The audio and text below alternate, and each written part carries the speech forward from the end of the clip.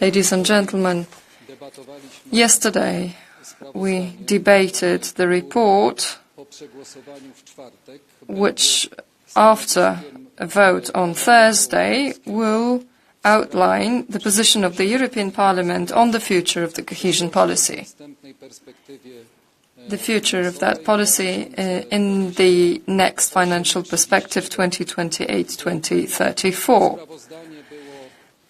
That report was widely debated and consulted with numerous organizations, NGOs, sectoral organizations, with the Committee of Regions, as well as with the governments of member states that adopted position on it.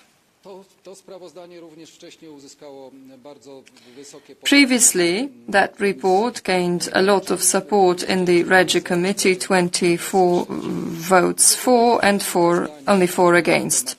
Let me tell you a few words about the contents.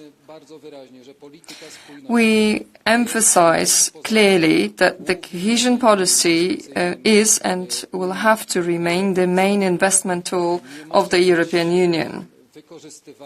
It may not be used in order to react in emergency and crisis situations. It may not fall victim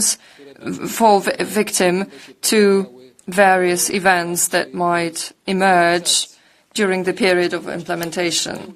The cohesion policy, in order to fulfill its tasks, needs to have a high level of financing, not lower than in the current programming period, realistically speaking, which means we have to take account of the inflation rates.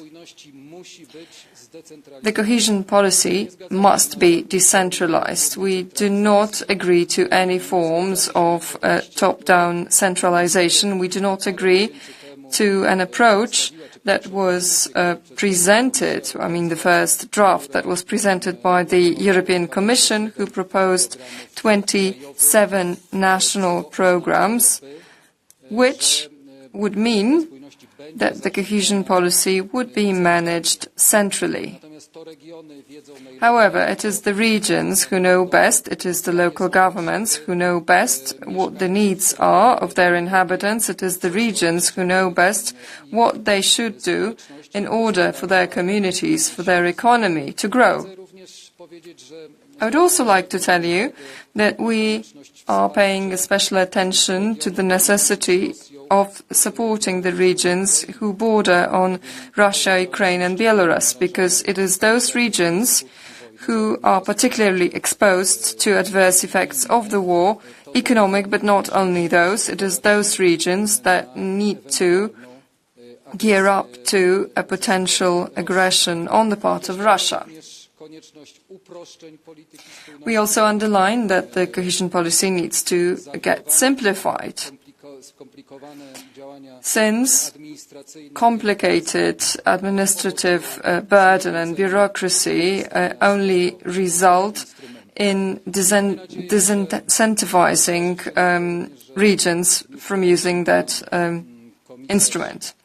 Since yesterday, Commissioner Raffaele Fitto, the speaker corrects himself, spoke highly of the provisions included in the report. We do hope that the European Commission will take account of our arguments.